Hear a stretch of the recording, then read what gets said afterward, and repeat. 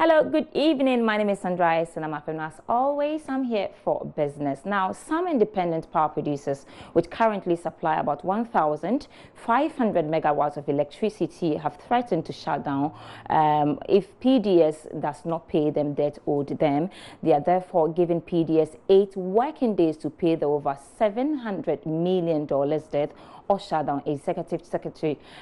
Chief executive actually of the Chamber of Independent Power Producers and Bulk Consumers, Eliklim Kwabla Akpeto, has been speaking on the development. But before we do that, we want to go over to the story, and when we come back, he'll be joining us on the phone lines.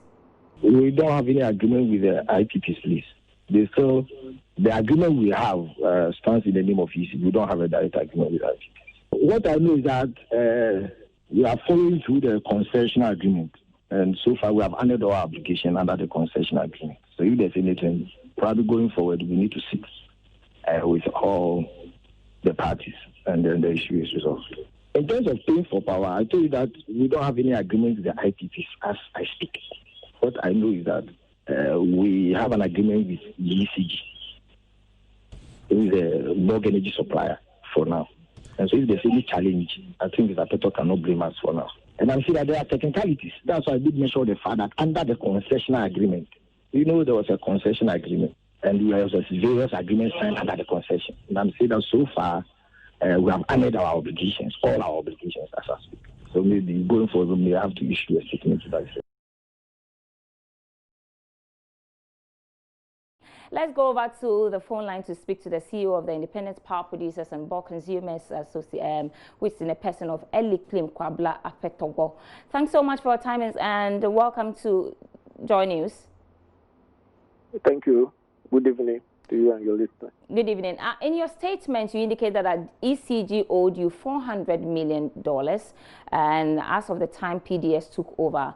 As we speak now, the debt is around $700 million, which means that PDS has accumulated an additional $300 million. So what do you make of PDS denial of owing you? Thank you. As indicated in our release, we stated that prior to PDS taking over ECG operations, ECG has put on an arrangement that they pay the IPPs on weekly basis out of the revenue that they were able to collect. But PDS coming into force from 1st of March, this kind of arrangement has ceased. IPPs have not been paid regularly, or they are not paid at all. That is the way. And that has been the situation. It has become a very, very frustrating one to these private investors. So will you say that you're surprised that PDS is claiming that they do not owe you? Definitely, it's a big surprise. We mentioned specifically in that release that prior to this arrangement, ECG has sought the consent of some of the IPPs to transfer their PPAs to PDS, which presupposes that PDS was to implement this PPA and manage affairs with the IPPs directly. So if PDS is saying that they do not have any contract with us, then it means this confirms the challenge we mentioned, that there is a communication problem in all these arrangements. The stakeholders, as far as the IPPs are concerned, have not been engaged fully in this transition. And frustration has been that they do not know, as we speak, we do not know who to deal with presently, either ECG or PDS. And today, PDS is publicly saying that they have paid ECG. ECG has consistently said that PDS has not paid them any money. So let me ask, just for clarity here. So prior to PDS taking over, what was the initial communication and agreement you had? Were they going to go with all the liquidity issues and all that? Well, we are not well informed about that arrangement. We are not well informed about that arrangement. All we know is that we had an agreement with ECG, and they wrote to us seeking our consent to transfer their responsibility to PDS. So if PDS is now saying that that kind of arrangement did not happen, we are not aware. All right. It is always a good practice or best business practice that they get back to us formally to tell us that no, it couldn't work that way. We are still in charge. Ask us for your money. All right, so you had a stakeholder engagement today on the development. Any outcome, and are you reconsidering your decision to shut down should they fail to pay you? No, my sister, it's not an issue of reconsidering our decision or our position. The fact of the matter is that the IPPs, there is no money to procure fuel. It is very expensive to run a power plant. They have gone about borrowing money to procure fuel just to sustain power supply in the nation. And this has gone beyond hands. There is no way we could control it. Why do we have money that's supposed to be paid us years ago about borrowing, getting costs? So you still stand by your 8-day ultimatum to actually shut down if they don't pay you? Sure. Are you looking for all the money, or if they have some gentleman sort of agreement with you by paying some, you'll be able to reconsider your decision? Oh, definitely that is acceptable if they will pay part just to keep the system running. Power sector is not a sector to, let me say, handle that safely. If we could get something to procure fuel, it's fair enough to keep the system running. All right. These organizations or these plants are being run with employees and they need to be paid. There are other costs that are very necessary to the operation of the plant and definitely need to be funded. So if the money is not there, how do we fund it? All right. Supplier of fuel will never say that, will never listen to your story that, my off-taker is not paying for power, so you should also bear with me. No, it doesn't work like that in the sector. Clearly, you mentioned that there's a communication issue either with PDS and then also ECG. But have you heard anything official from government on what is the next way forward and what's their position? We've not heard anything formally from any quarter. So after the 8 days, what is likely to happen?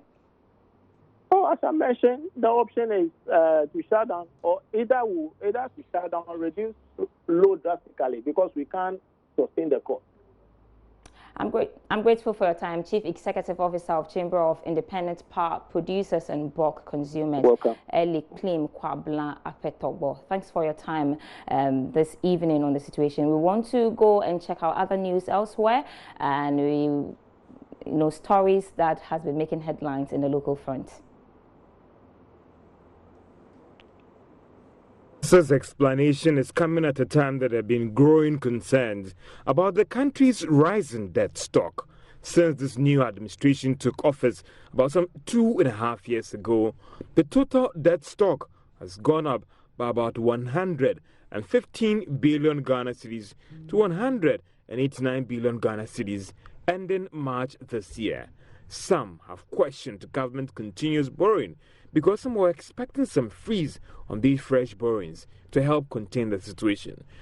But speaking in an interview with Joy Business, the finance minister maintained that some of these fresh borrowings were meant to contain the old debts to prevent it from getting to levels that will threaten the country's ability to pay back on time. This debt stock has emerged from with regards to legacy issues, really, of energy, of the financial services, of changes in the foreign exchange, which then impacts, how much you have to pay, So all of those things come. And then this year, as you know, we went to the Eurobond market very early on. So we front loaded, the debt as you see it. And now we are going to have the MFIs, etc. But when things have to be done, they have to be done. And I think it's up to the journalists themselves also to be able to desegregate, so that if somebody tells you, the debt has increased, you can say, oh yeah, but X percentage of it was financial services, X percentage was the take or pay PPA contracts we signed with energy, and X percentage is due to the changes in foreign exchange. Once that is disaggregated and it's put out there, I think people begin to understand. But I think it is a responsibility of journalists to also be able to explain those things, not because you are supporting the government, but you are laying bare where Ghana is. Despite these assurances from the finance minister, the IMF has classified the country as risk of high debt distress. This is based on the fact that Ghana's debts are rising to levels that could make it difficult for it to pay back on time. However, the Finance Minister, Ken Ofori-Atta, believes that based on some of these fresh measures that they are implementing, the debt levels could go down to some appreciable levels very soon. So that was the Finance Minister speaking to my colleague George Wiafe, where he's been saying that the rising debt stock can be attributed to the management of legacy issues rather than questionable levels of expenditure. And that was an interview with George Wiafe. We'll be having more business news after 8 p.m.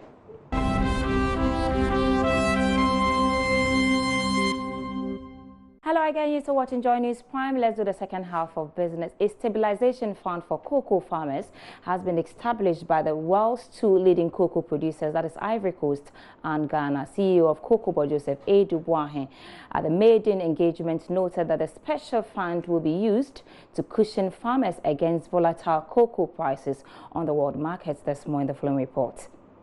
Ghana and Ivory Coast have agreed to establish a stabilization fund to insulate cocoa farmers against cocoa price volatility on the global market that could affect recently agreed floor price of $2,600 per ton.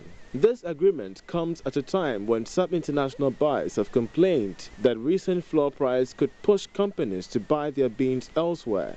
Joseph Boahe Edo is Chief Executive of Cocoa Board. The stabilization fund will have to be established for the two countries, and any extra value above $3,000 CIF or $2,900 gross FOB of the achieved weighted average prices. Meanwhile, the Chief Executive has also been responding to concerns over the possibility of global buyers of cocoa sourcing for beans elsewhere in protest against the new floor price. At the terminal market, you know, when cocoa is being traded, you know, it's a private contract. Cocoa at the terminal market is traded as a private. So when you have a international cocoa, whatever, trying to buy cocoa from CMC, is a private contract. The mechanism requires that Cocoa Board and its Ivorian counterparts, Le Conseil du Café Cacao, invest the excess amount in the stabilization fund to be used to cushion farmers whenever prices fall below $2,600 per ton. Meanwhile, China is collaborating with Cocoa Board and the Ministry of Food and Agriculture to form a joint venture to establish a cocoa processing factory in Seshi-Riosu in the western region. There's more in the following report by Ebenezer Sabote.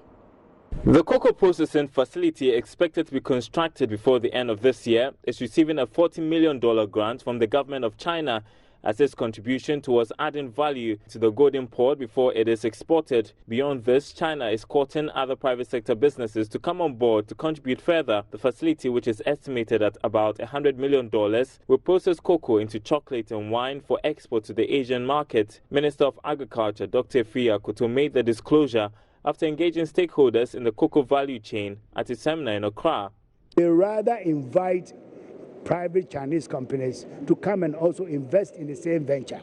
So they are asking for Chinese companies to consider coming into the joint venture with an equity of $60 million so that the total investment becomes $100 million. This is where we are. In fact, only last week, a delegation led by the Chief Executive of Cocoa Board were in Beijing to meet with the government of China representatives and Genetech, which is a local Chinese company, to try and complete the negotiations on this. They are going to come here. We are going to then complete the negotiations, and then we sign an agreement for it to happen. The event, sponsored by Ecobank, seeks to promote the use of cocoa products domestically. Managing Director of Ecobank Ghana, Daniel Saki, noted the move will enhance government's Ghana Beyond Aid agenda. Any agenda that seeks to move Ghana Beyond Aid is an important national assignment, and we believe that it requires the input of both the public and the private sector participation in identifying the country's natural resources. We will say we know all the national resources. But it is not in every national resource that interventions of this nature are required, or where even when the interventions happen, they are likely to lead to a major improvement in the livelihood of a wider section of the population. You can have some interventions that affect only a small segment of the population, but anything you do to cocoa affects several segments. And as I've said, for those of us who have not even seen anything at all, at least we had a Cocoa Board scholarship. In a related development, Ghana and Cote d'Ivoire are seeking a $300 million joint support from the African Development Bank and World Bank to support initiatives in the cocoa industry. The commodity market update is next, where crude oil traded at $64.67 a barrel. Let's see how trading fared today in commodity news.